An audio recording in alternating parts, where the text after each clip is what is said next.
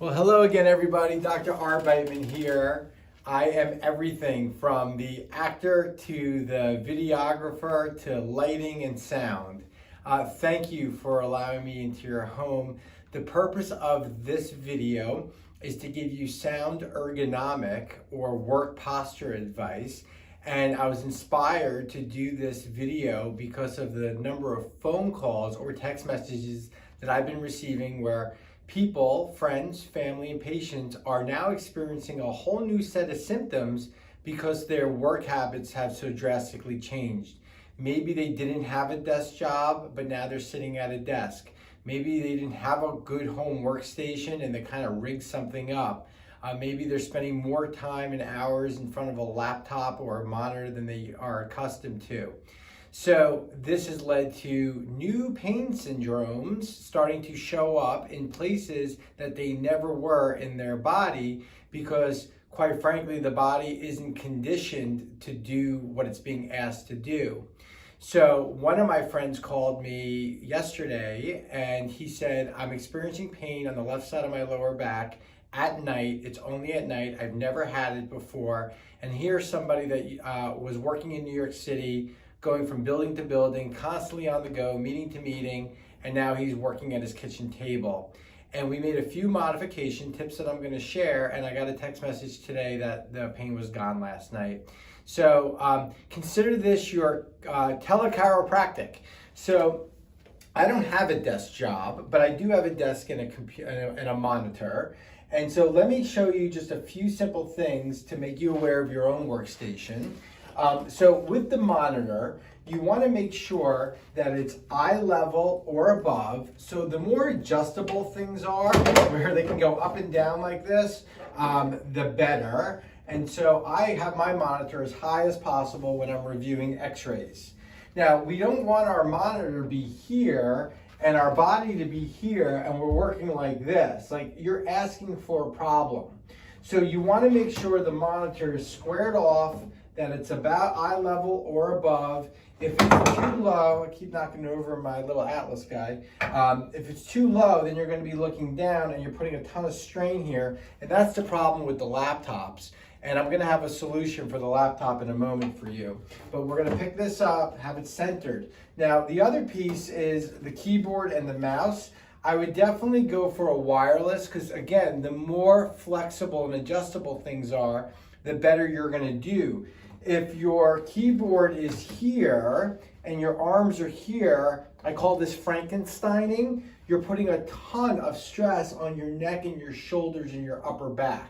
So ideally, you have a chair that's adjustable, goes up, goes down, and arms on the chair that are adjustable are even better because that's going to be able to get everything to fit for your body size.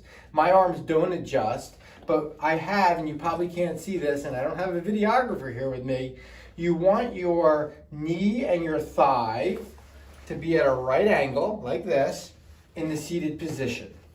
You want your arms to be able to rest on the arms of the chairs and your keyboard and your mouse really close by. So now the chair is holding my arms up and my traps and my shoulders are relaxed and I can work on the mouse here. If you're doing this and you're doing this, you're asking for trouble. I guarantee it. Your body is not going to be able to sustain that. It's going to develop muscle spasms, inflammation, burning, and by the time it hurts, it's too late. So again, mouse, keyboard really close. The next thing is this concept of a micro break. Even if you have everything set up perfectly, the worst thing for the spine is the S word, sitting. So if you sit for more than 30 minutes straight, you are going to start to compress your lumbar discs.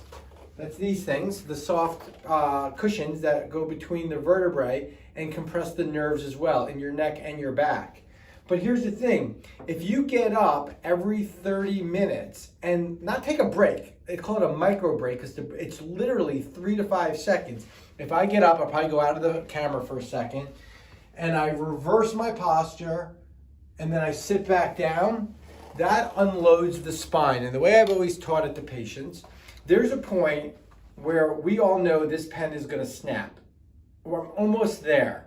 But if I come off of it for a second, I could put double the force on all day long and it will never break. But if I stay with it and stay with it and stay with it and stay with it and stay with it, it's gonna break. So that's what the micro break is. Now I know what happens because I'm guilty of it too. We get engrossed in our work and we don't get up. So what you have to do is set a timer on your phone to go off every 25 minutes.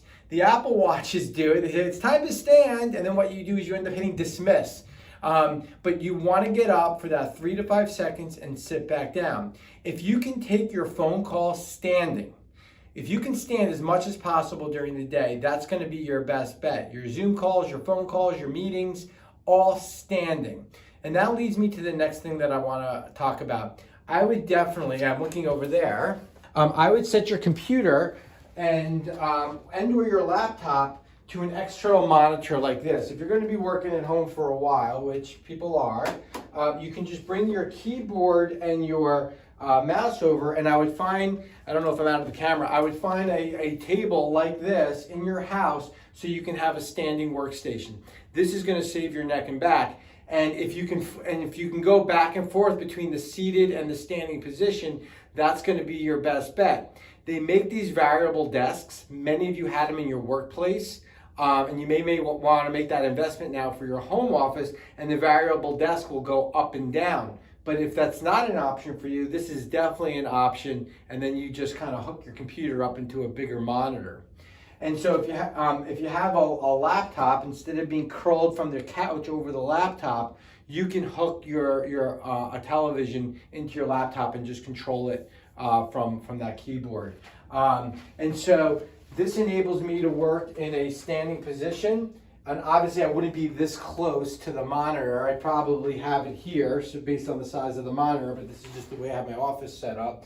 But I think you get the point. If you're standing for a while, you can also put an anti-fatigue mat underneath you if you have something like a yoga mat or a gym mat in the house.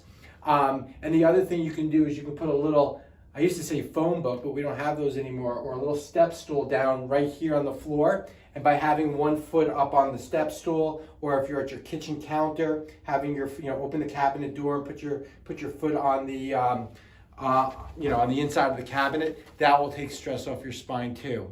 There's a lot of information there. There's a lot of golden tips.